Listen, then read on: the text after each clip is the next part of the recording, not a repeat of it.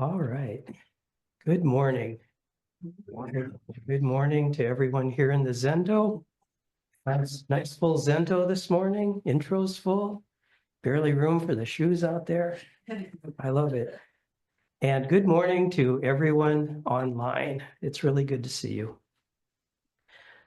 I'm Ted O'Toole, guiding teacher, and the title of my talk this morning is Building the First Sangha, Part 2.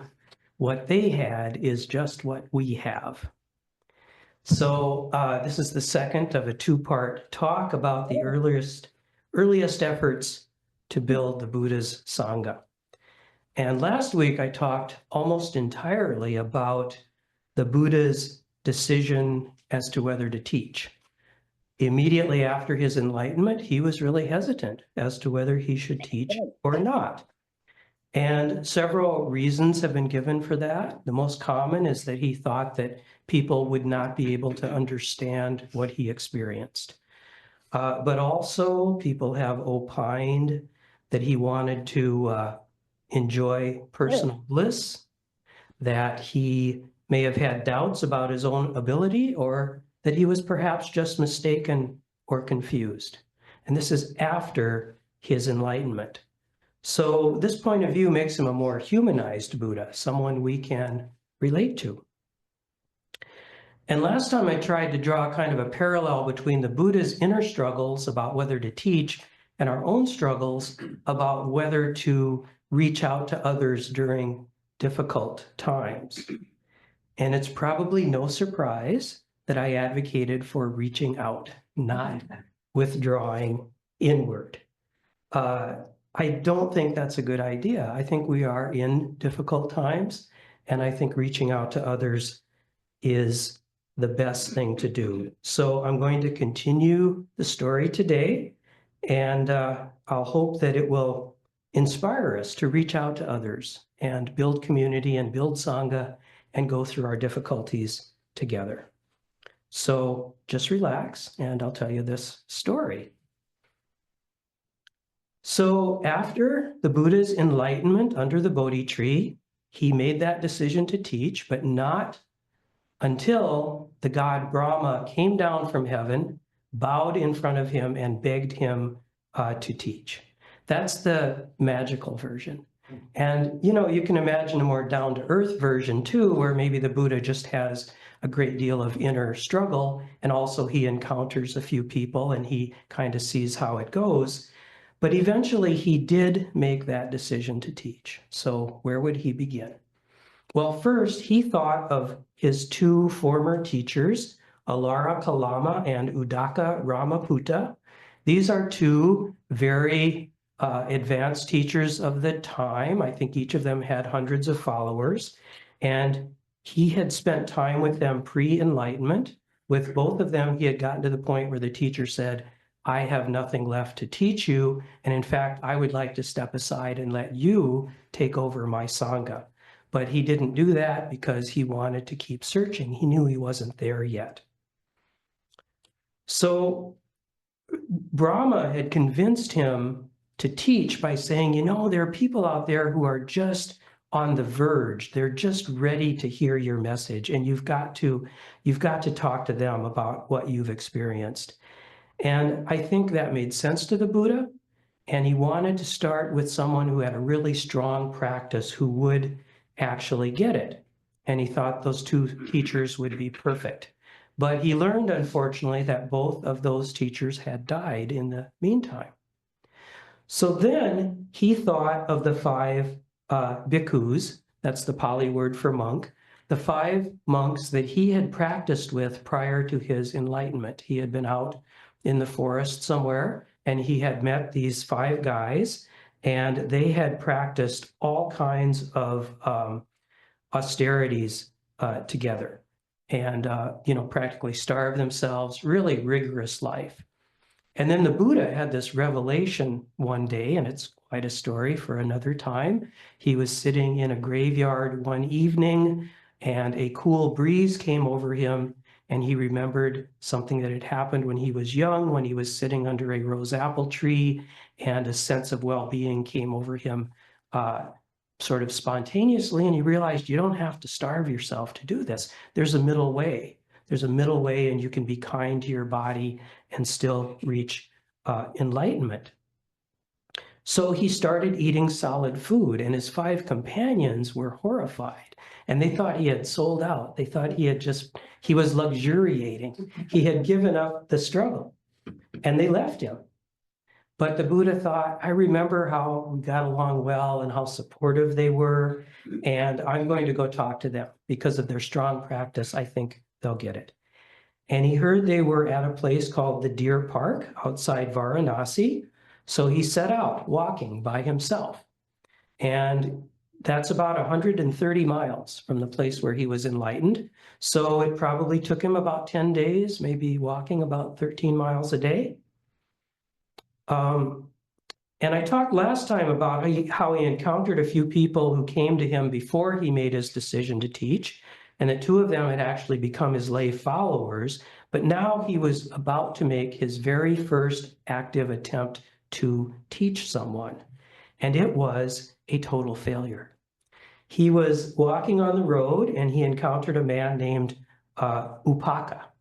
Now, for you Buddhist history nerds out there, and I know you're out there, Karen Armstrong in her book Buddha says he was Jain, but I think she's wrong. Hajime Nakamura in his book Gautama Buddha says he was an Ajivika, which was a sect of extremely ascetic folks. Anyway, here's what happened. The Ajivika Upaka saw me as I was walking along the road. This is the Buddha relating what happened. Having seen me, he said, Venerable One, your various faculties are pure and your complexion is clear and immaculate. Venerable One, what do you seek in leaving the world? Who is your teacher? I replied to Upaka in verse, Victor am I over all and omniscient. In all things I am free from defilement. I have abandoned everything and have become liberated, free from craving. So why would I need a teacher? And he goes on about how enlightened he is. He says, I alone am the perfectly enlightened. And when this had been said, the Ajivika Upaka shook his head and said, It may be so, Venerable One. And he went off taking a side road. And the way Karen Armstrong puts it is, Upaka looked at him skeptically and shook his head. Dream on, friend, he said. I'm going this way. And he left the main road and took a side road. So what are we to make of this story? Does it reaffirm the Buddha's initial fear that people were not ready to hear him? Or do we learn from this story that maybe the Buddha came off as being pretty haughty, even arrogant, and maybe he really turned the guy off? Was the Buddha still figuring out how to teach? Daisaku Ikeda, in his book, The Living Buddha, said, personally, I doubt that he embarked on his teaching career with such a prideful attitude, but we may be certain that he addressed his friends with a tone of great self-confidence.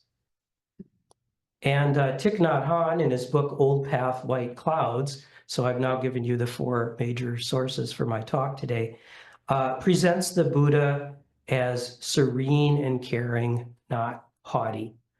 And I like this better. I like the serene and caring idea. I think maybe later writers added that part about how he talked about his own greatness because they wanted to legitimize him and legitimize themselves. But I like to think of him as not needing to assert his spiritual authority because I think it was obvious to people from his demeanor, or to some people anyway. Not everyone was ready to see it. Not everyone was impressed by his demeanor. He continued his journey and people gave him food, but they would give food to any wandering monk. He came to the Ganges River and he asked the ferryman to take him across the river for free. And the ferryman refused. He was not impressed.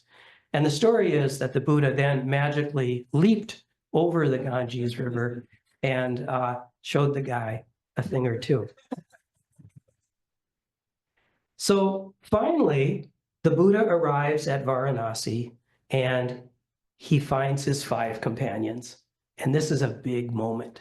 They see him coming off in the distance and they're distressed. Oh no, it's that guy. He sold out. I don't even want to talk to him.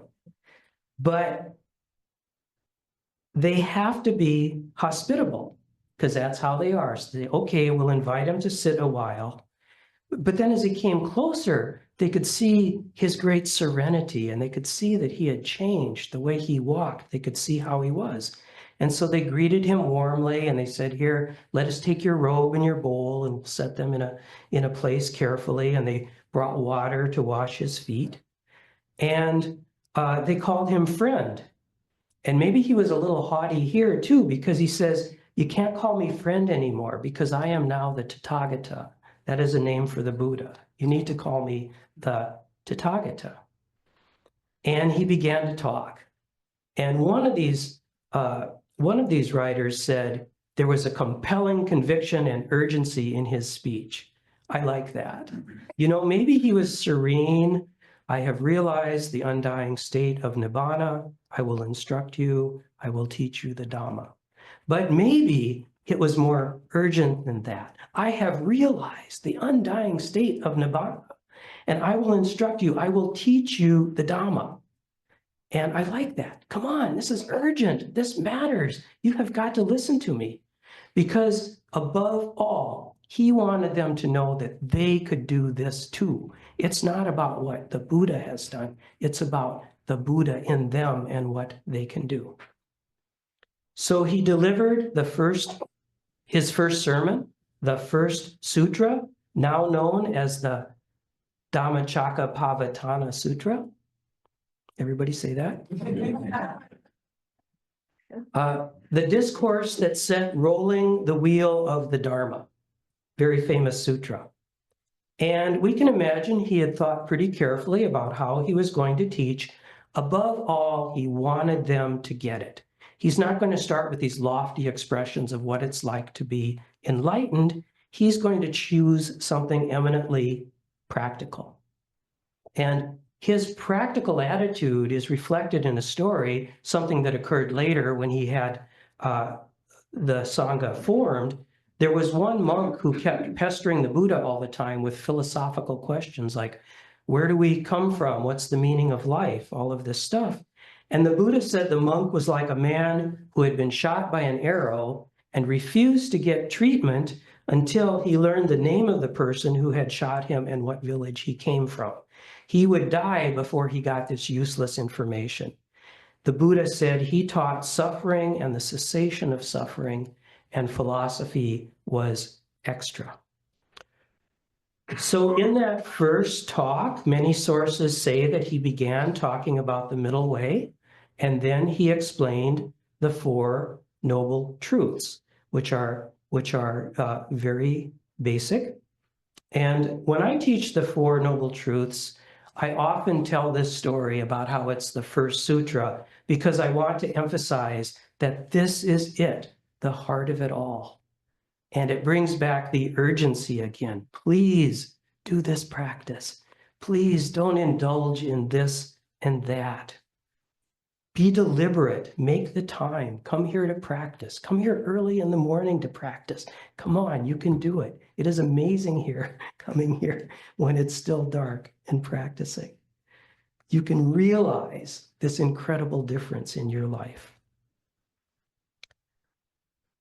So the story is that one of the monks, Khandana, became enlightened immediately upon hearing the sutra. A direct experience of the teaching rose up in him as if from his own being, as though he recognized it, as though he had always known it. And the other 4, one by one, became enlightened themselves soon after that, and so the story goes. And it might be true. After all, he was the Buddha, and I'm sure he had an incredible ability to convey what he had done simply with his presence. But there's another version of the story where it's a much longer process. They entered into a communal life. 3 of the monks would go out and beg for food, and the Buddha would teach the other two. And it took longer for the awakening to occur. The Buddha had to instruct them for some time, because they had to get it in their bones. They had to square the Buddha's teaching with their own experience. So it was about their relationship to the world. And this fits with what I said last week and earlier today. In the literature, there's often a magical version and a version that includes the long, hard work that is more realistic. At any rate, he now had a Sangha of 6. And after they had all awakened, the Buddha said to them, "We must take the seeds of awakening and sow them in all places." So we're not just going to stay here and enjoy our little Sangha. We're going to share the Dharma. Sounds like one of our priest meetings here. Like, we made the decision long ago at MZMC, I think, that our ideal is not a tight little Sangha where a few of us practice together. It's a big and welcoming and growing Sangha. That's our ideal here. So now we come to the first convert after the 5 bhikkhus. It's a guy named Yasa. So Yasa was the son of a rich merchant in Varanasi, and his story sounds a whole lot like the Buddha's story, the story of how the Buddha got dissatisfied and left the palace. And one commentator says it demonstrates the archetypal nature of the Buddha's tale. So he was very rich. One morning he awoke disgusted by servants sleeping all around his bed. So, you could imagine what might have gone on the night before and how unsatisfying that was for him. And he was freaked out, and he started wandering, and he made his way to Deer Park, and he was muttering under his breath, "Terrifying, horrible, terrifying, horrible." And the Buddha saw him, and he saw the Buddha. So was this guy lucky or what? At the moment when he's ready for an entirely new way to look at the world, the Buddha appears. And the Buddha asked him to sit down, and he said with a smile, "It's not terrifying, it's not horrible. I will teach you the Dharma." And he taught him the middle way, and he taught him the 4 Noble Truths in a very kind way. And as Yasa listened, the pure vision of the Dhamma rose up in him. He prostrated himself before the Buddha. He asked to become his disciple and join the order, which he did. So the Sangha, in terms of people who are actually there living together, has now grown to 7. Then Yasa's father came looking for Yasa, and the Buddha said, "Don't worry, he's fine. You'll see him in a bit. But first, could I talk to you a little bit?" And so he sits him down. He teaches him the Dharma. Yasa's father is like, "I'm with you. I will become your lay follower." And he's the first person to take the triple refuge. He's the first person to formally become a follower of the Buddha by stating, "I will take refuge in the Buddha. I will take refuge in the Dharma. I will take refuge in the Sangha." And then, and I love this because it reminds me of when people come to MZMC and they love it, and they start bringing their friends, and they start bringing their family, they bring their kids, they bring their parents. Yasa's father invited the Buddha to dinner, with Yasa coming along as the Buddha's attendant. And the Buddha instructed Yasa's mother and wife, and they became the Buddha's first women lay disciples. Then 4 of Yasa's closest companions came to the Buddha, and he instructed them, and they joined up. And then 50 more of Yasa's friends from throughout the area, and they all soon achieved enlightenment. And in a short period of time, there were 61 arhats, including the Buddha himself. So they slept outside in the deer park. They passed their days meditating, begging, getting instruction from the Buddha, and going out to teach. Because the Buddha, when they got enlightened, authorized them to go out and teach others. And Karen Armstrong estimates it may have been only 5 or 6 months between the time of the Buddha's enlightenment and the time when he authorized 60 months to teach others. That's the quickest Dharma transmission I ever heard of. Around here, it takes maybe 8, 9 years. And then the Buddha sent them all out into the world, each of them to go alone. He said, I am free of all bonds, bhikkhus, whether they be divine or human. You also are freed from all bonds. Go forth for the good of the many, the happiness of the many, out of compassion for the people of the world, for the good and happiness of gods and human beings. Let not two of you take the same road. And I too will go to the village of Sina in Uruvela, there to preach the teaching. So remarkable. He doesn't keep his Sangha with him. He sends them all out, and he's ready to start over again. So the Dharma is really taking off, and it's for the people. It is for everyone throughout the land.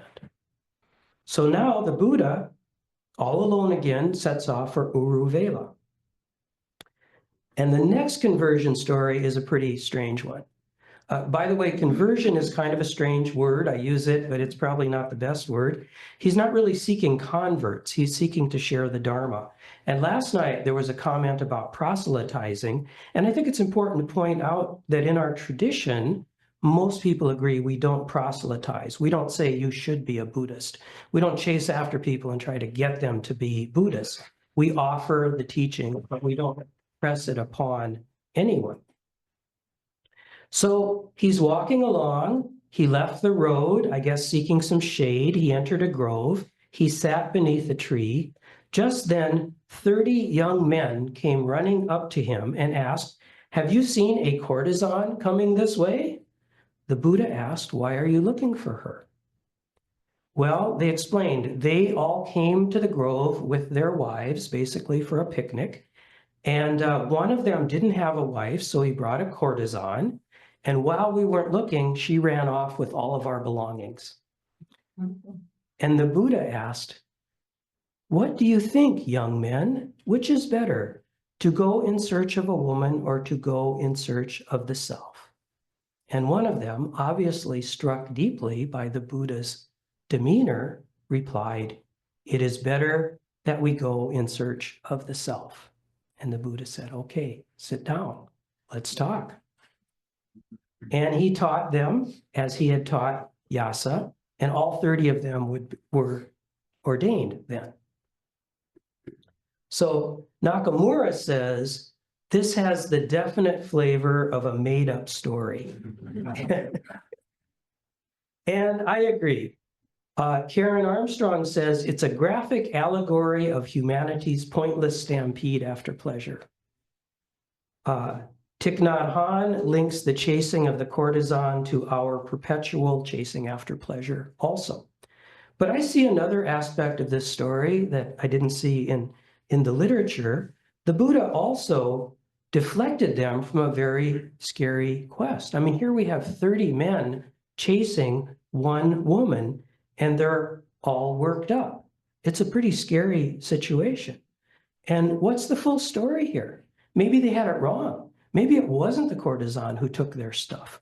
Maybe when their stuff was taken, it immediately came into their mind to blame it on the one person who was different from them or seemed to be of a different social class. Or maybe she did take the belongings, but who knows what circumstances in her life forced her into a life of prostitution and thievery. And I think it's really good that the Buddha deflected them.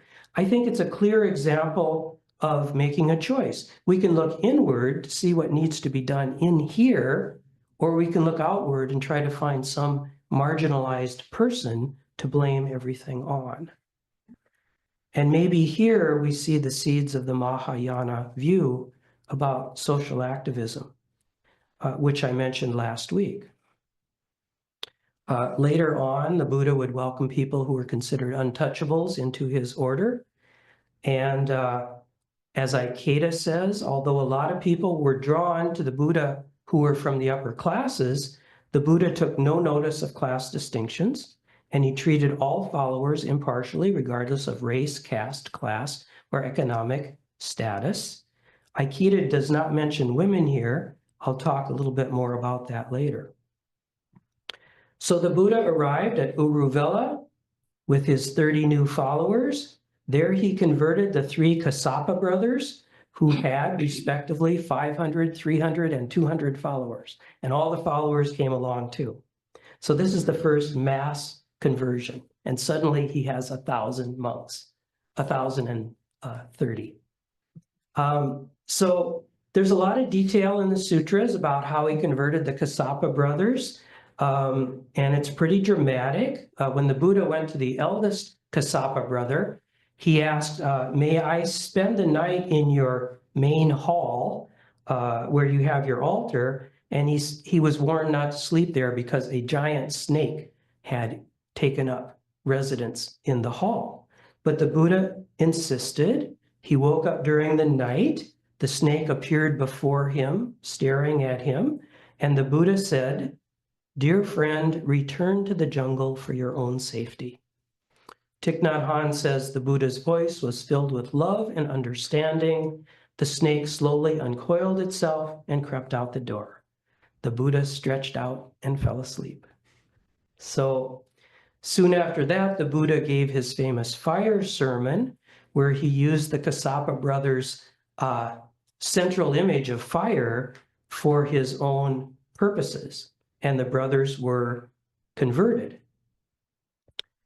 Karen Armstrong says it's best to read this as a parable depicting the Buddha's confrontation with the old Vedic traditions, the traditions that were common in the land at that time, because the Kassapa brothers worshipped Agni, the Brahmanic god of fire, and they observed all of the old rites and rituals, probably including sacrifices.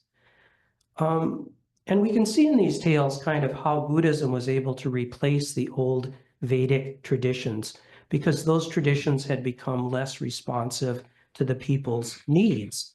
You would need to pay a priest to do just the right ritual to come out and intervene on your behalf with the gods so your crops wouldn't fail. But under the Buddhist tradition, you too could be awakened. You didn't need to appeal to the gods, and you could do it regardless of social class. It was just a better deal. And Buddhism just spread like fire. The Buddha departed to Rajagaha with his 1,000 new monks. Soon he converted King Bimbisara of Magadha, who would be a major figure, helped him out a lot.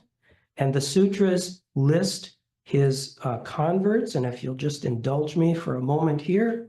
Next, he ordained 250 others, including Upasena.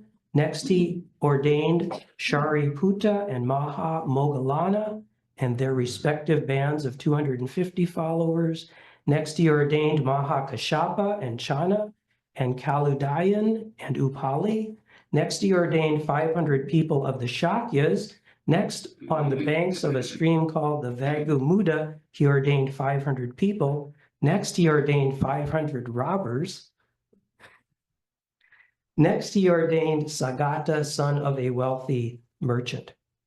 So by the time he returned home and visited his father and family, he was accompanied by 20,000 bhikkhus, we are told.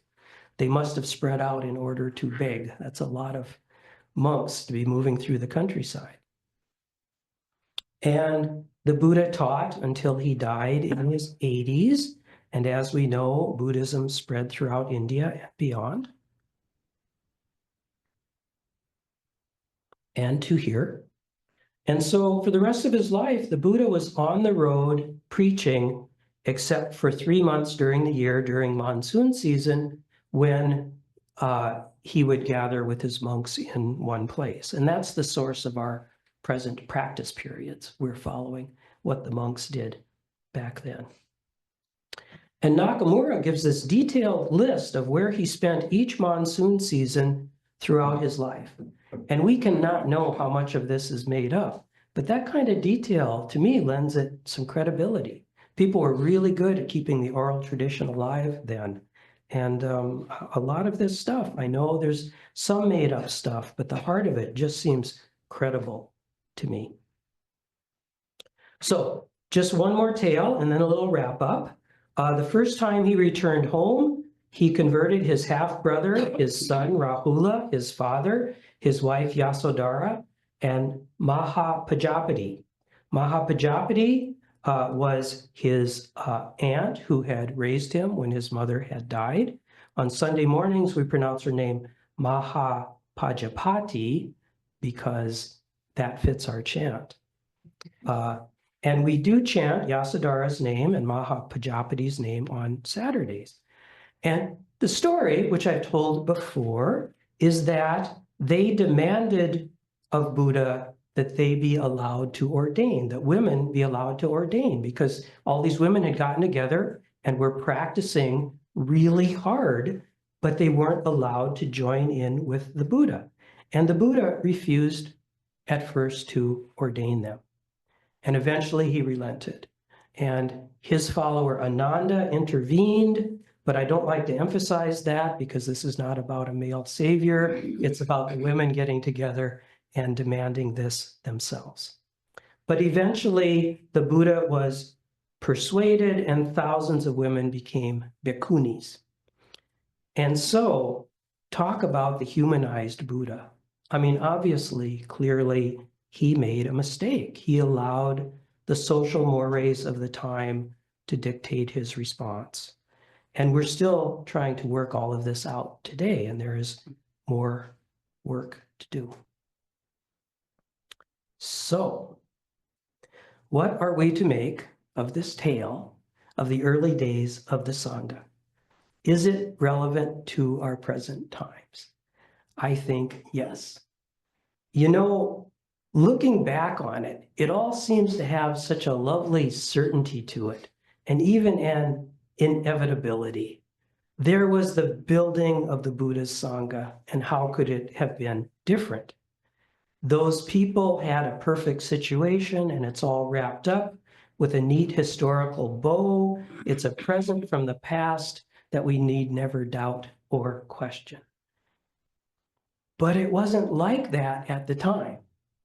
I'm reminded of the statement on the classical music station reminding us that all music was once new. That's a pretty good point. The past is part of the swirling causes and conditions that are still going on now. And those early days were fraught with division, uncertainty, and fear. Cities were arising, a new merchant class was arising. There was a sense that the Vedic leaders were not responsible to the people. There was a sense that the old order was breaking down and new things were needed. There were class divisions. Last week, I talked about a haughty Brahmin who wouldn't really listen to the Buddha because he thought the Buddha was not of his social class. And remember the 30 young men pursuing the courtesan with great self-righteousness? And remember the personal struggles, the Buddha's pain when he first encountered human suffering, a pain that was mirrored by Yasa's struggle. Yasa was so upset about how we get distracted in our lives that he wandered into the deer park, shaking his head and saying, terrifying, horrible. And remember the struggles of the humanized Buddha, as I've been calling him, after his enlightenment. He was often confused, and he was sometimes wrong about things. He was wrong when he thought people would not be able to hear his message. Perhaps he was haughty in the beginning, and he was certainly wrong in thinking that he should not let women into the Sangha.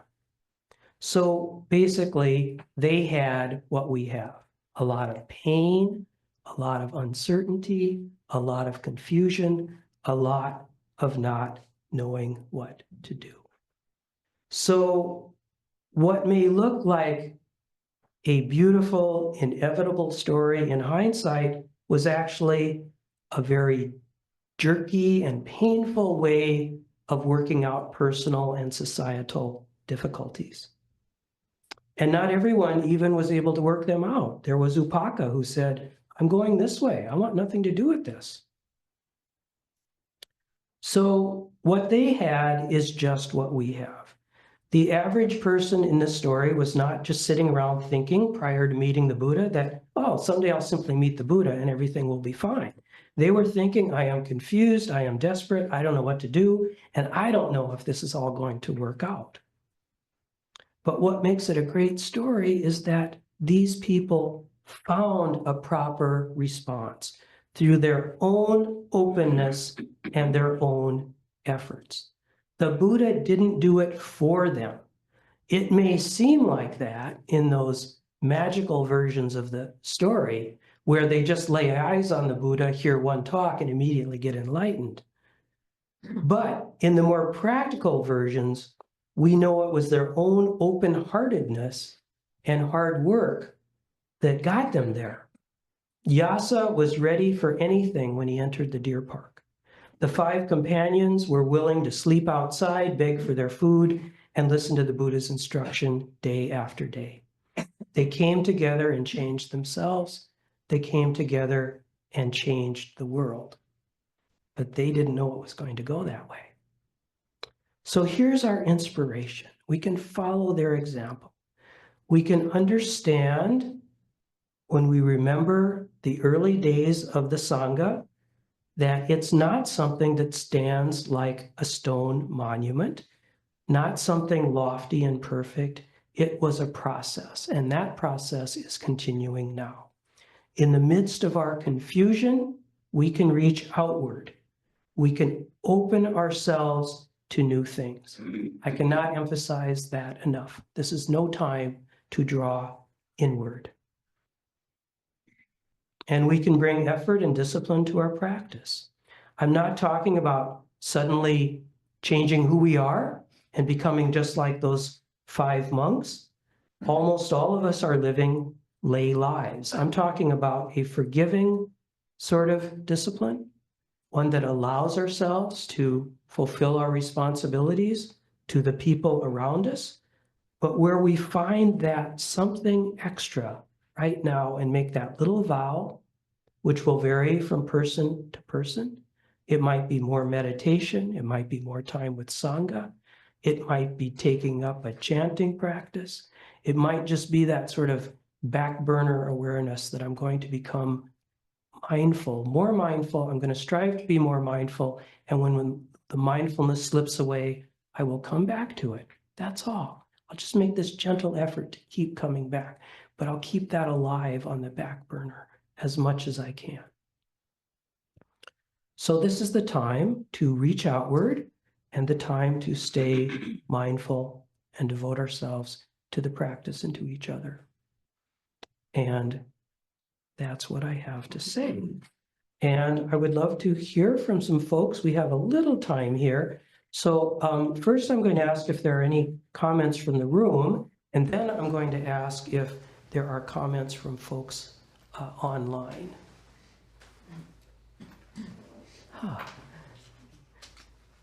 Yes. So you really know Kandana, so you really know. Where do you put Kandana in this history? In the Dhammacakkappavattana,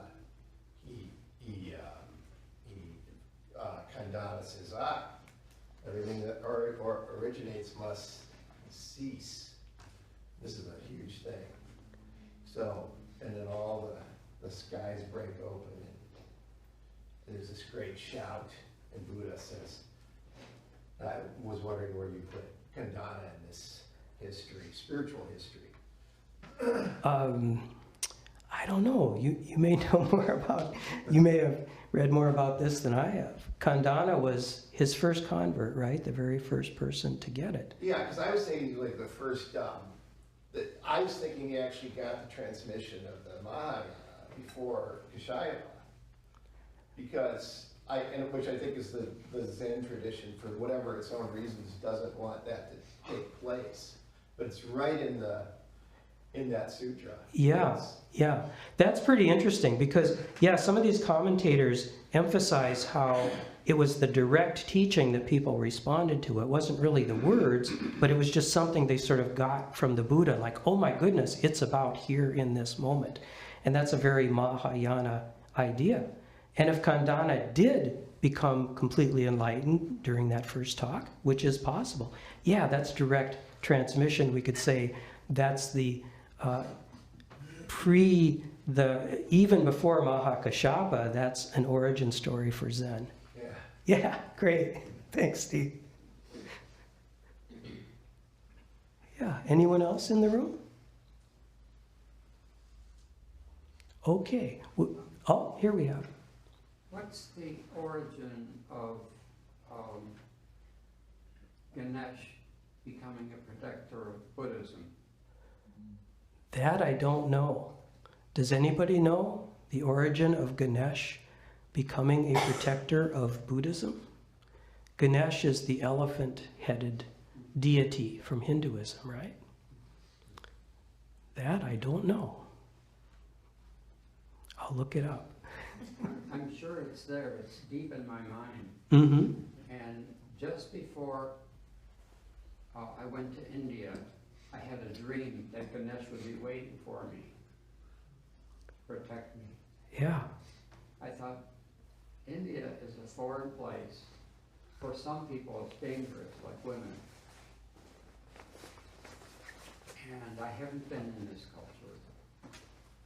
By that point, I had volunteered in a few different South Pacific islands, and then I went to India. And after a month of teaching at a hospital, I started traveling around to the holy sites, including Lumbini. Mm-hmm. Wonderful. And so this dream, when I did it here at the hospital, after moving my things into my room, I walked down the street, and at the end there was a Ganesh on a large cart ready for a ceremony on the river. I see. Wow. Ganesh was protecting you. Something Yeah. was protecting me. Yeah, yeah. Maybe my inner self was protecting me. Who knows? Was it Ganesh? Was it the Ganesh in here? Was it the Ganesh out there? Is there a difference? Yeah, and I've been a Buddhist since the late 80s. Mm. Yeah. And I didn't think I was meditating, but a couple of years after leaving Vietnam, I decided I need some remote time. So I took my canoe to northern Ontario and started wondering whether people are fundamentally kind or fundamentally aggressive. So I was singing a Latin hymn, Do, na, do, Pacem, Pacem. I sang it over and over until I had no more tears, and then I realized it's fundamentally peaceful. And everything else is an illusion.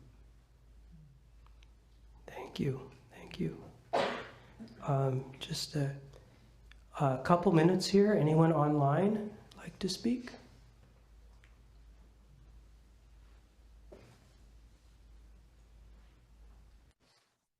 Okay. Thank you. Raymond. Is there any talk of how they organized, how they lived? Because there were rich people, there were poor people, and I'm kind of thinking of the New Testament in St. Paul, how they would say, sell everything you have, give it to the poor and follow us. So is there any talk of how the socially or economically the Sangha was organized? There's a lot of stuff there if you want to ferret it out. And I think it would make a really interesting talk, how to organize the Sangha, what's the administrative angle. There are details like when there were 1,000 monks, they organized themselves into, I think, groups of 25, each one under an experienced leader. there are stories about how they made rules for the Sangha. They had no rules at first, and if something went wrong, they would make a rule for it. And gradually they came up with all of these rules. And, and I'm curious about things like begging, with so many beggars running around in India. How did they all get fed? And there are details about, just sort of how they spent their days and things like that. And it's pretty fascinating stuff.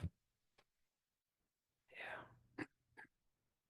Okay, well, I think it would probably be good to stop here and turn this over to our esteemed Doan, Davy, who will make some announcements.